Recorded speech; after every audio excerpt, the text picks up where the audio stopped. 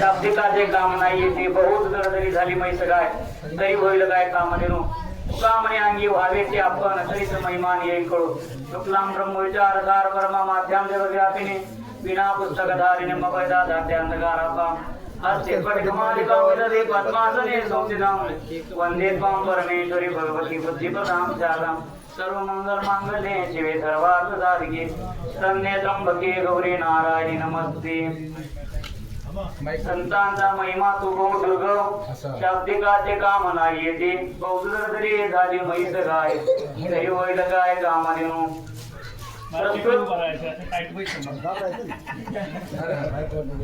प्रस्तुत प्राप्त प्रसंगी प्रवचन उद्देश करता घेतलेला अभंग विश्ववंदे महाराष्ट्र भजन जगद्गुरू संत तुकोबाराय महाराजांच्या गाथेतील असून प्रस्तुतच्या अभंगातून जगद्गुरू तुकोबाराय संत महात्म्यांच्या महिमेची मीमांसा करतात।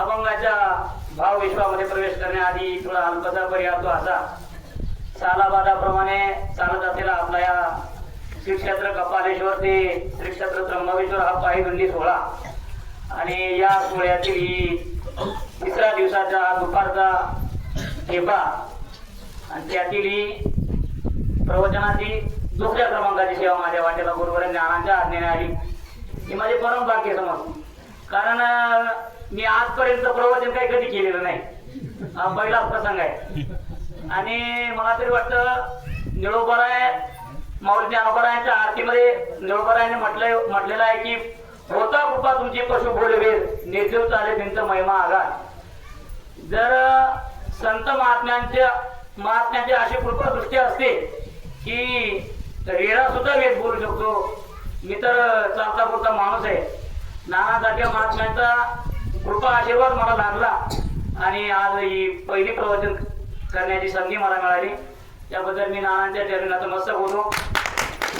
आज आपण या दहेगाव या ठिकाणी आलो हे मी आता या ताईने सांगितलं की हे वारकरी असे आहेत म्हटले की त्यांना सुद्धा वारीला जायचं असतं पण ते आधी आपल्याला जीव घालतात आणि मग ते वारीला जातात असं अंतकरण वारकऱ्यांचंच असतं बरं का। बऱ्याच ठिकाणी आपण बरेच लोक बघतो दिंडीने रस्त्याने तर काही लोक दिंडीला बघून नमस्कार करतात कोणी दक्षिणा देतो कोणी पाया पडतं महाराजांच्या पण काही लोक म्हणतात एका याचं चाललं ते उठा या कामाने घर या उठणार का सुटणार बऱ्याच लोकांचा असा किंतु परंतु असतो पण हे दरेगाव हे गाव असं आहे की यांना वारकऱ्यांबद्दल आदर आहे त्यांना जरी दिंडीला जायचं असतं पण तरी ते आधी आपली सोय लावतात आणि मग ते दिंडीला जातात म्हणून या ग्रामस्थांच्या त्यांनी एकदा नतमस्तक होतो आणि सेवेला प्रारंभ करतो। संतांचा महिमा तो बहुदुर्गम शाब्दिकाचे काम नाही येते महाराज म्हणतात की संतांचा महिमा बहुदुर्गम आहे। महिमा शब्दाचा अर्थ की कार्य करण्याची शक्ती अंधारातून उजेडाकडे नेण्याचं कार्य भगवान सूर्यनारायण करत असतात हा त्यांचा महिमा आहे। आपल्याला या जगाला ताणलेल्या जगाला तहान भागवण्याचं काम आपले ढग करत असतात हा ढगांचा महिमा आहे। तसं एक तुकोबारायांच्या चरित्रात असं वाचण्यात आलं की अलंकापुरामध्ये एक दरिद्री ब्राह्मण राहत होता आणि तो दरिद्री ब्राह्मण भगवान ज्ञानोबारायांकडे गेला आणि भगवान ज्ञानोबारायांच्या समोर त्याने धरणं मांडलं आणि ज्ञानोबारायांचं धरणं मांडल्यानंतर त्याने ज्ञानोबारायांना आपल्या मनातली संकल्पना सांगितली की माझं हे दरिद्र नाहीसं व्हा यासाठी माऊली ज्ञानोबारायांकडे त्यांनी प्रार्थना केली। माऊली ज्ञानोबारायांनी त्याला स्वप्नात येऊन सांगितलं की तुम्ही देहूला जा आणि तुकोबारायांना भेटा। ते ब्राह्मण देहूला गेले आणि तुकोबारायांना भेटले तुकोबारायांना सर्व दृष्टांत सांगितला तुकोबारायांना ते ऐकून त्या ब्राह्मणाची ती परिस्थिती ऐकून तुकोबारायांचं मन असं कासावीस झालं त्याच्याबद्दल मनात असा कळवळा निर्माण झाला आणि तुकोबारायांनी सांगितलं की तुम्ही शिवबा कासारांकडे जा आणि ते जे देतील तेवढं घेऊन या। ते ब्राह्मणाला वाटलं की मी तुकोबारायांकडे मोठ्या आशेने आलो होतो की तुकोबाराय माझी दारिद्र्य हरण करतील आणि मला काही देतील असं मोठ्या आशेने आलो होतो. पण तुकोबरायांनी हे काय सांगितलं की तुम्ही शिवबा कासारांकडे जा, म्हणजे आपलं होत झाला. मग तुकोबरा त्यांनी तरी मोठ्या आशेने ते शिवबा कासारांकडे गेले आणि शिवबा कासारांना सांगितलं की मला तुकोबरायांनी पाठवलं. शिवबा कासारांनी सांगितलं तुम्हाला तुकोबरायांनी पाठवलं तर मग त्या तिकडं कोपऱ्यामध्ये काही लोखंडी सवाया ठेवल्या आहेत नाही, तुम्हाला जेवढ्या लागतील तेवढ्या घेऊन जा. आता हे ब्राह्मण त्या लोखंडाजवळ गेले, त्या सळ्यांजवळ गेले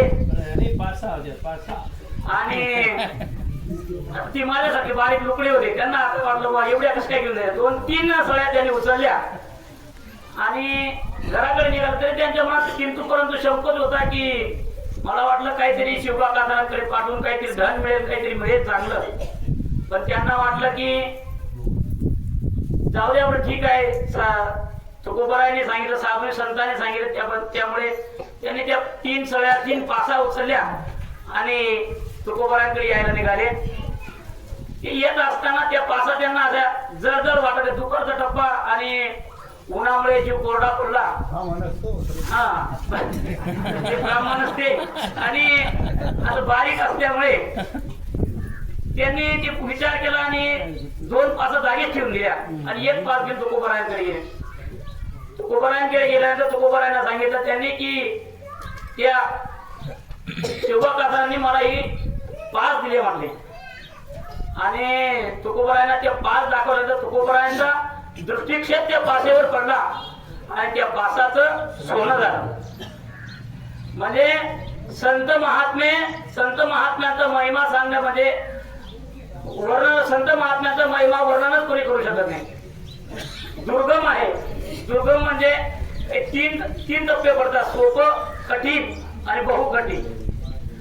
सोपं म्हणजे एखादी गोष्ट हाताने पाहणे, आता हे नारळ पडलंय, पाहणे म्हणजे सहज पाहणे म्हणजे सोपं आहे.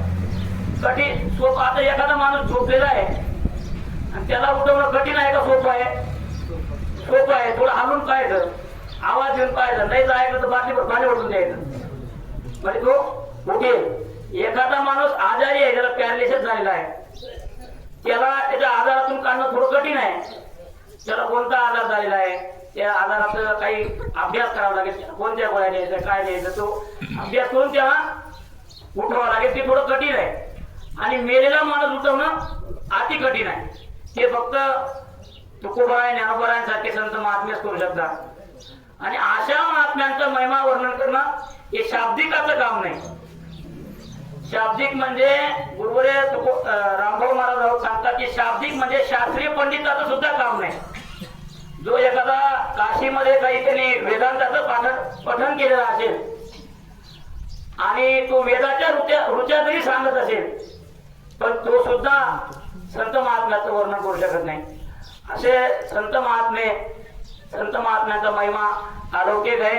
असो यथामती यथावकाश. झालेली प्रवचनाची सेवा गुरुवरे नामांच्या त्याने समर्पित करतो आणि त्यावेळेला पूर्ण पुंडलिक वरदारी श्री ज्ञानदेव